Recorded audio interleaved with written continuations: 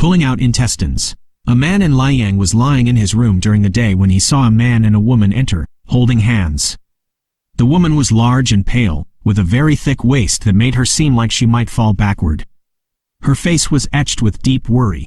The man urged her on, saying, "Come, come." The man in bed, assuming they were having an affair, pretended to be asleep to observe their actions. Once inside the room, the couple seemed oblivious to the person in bed. The man again pressed the woman, saying, "Hurry." She then undressed, revealing her chest and a stomach that ballooned out like a drum. The man produced a knife and plunged it into her with a sickening rip, slicing from just below her heart down to her navel. The man in bed was frozen in terror, unable to even breathe. Despite contorting her face in pain, the woman stayed silent. The man holding the knife in his teeth reached into the woman's opened abdomen and began pulling out her intestines. He draped them over his elbow like a macabre spool.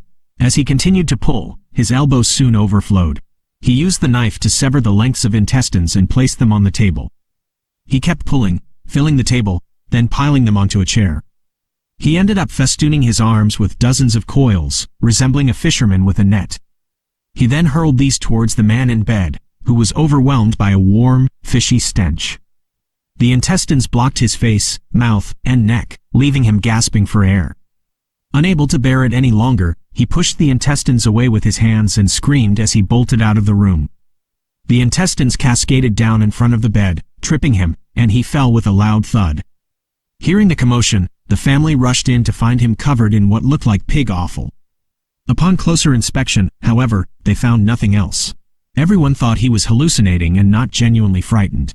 When he recounted the horrific scene he had witnessed, everyone was bewildered.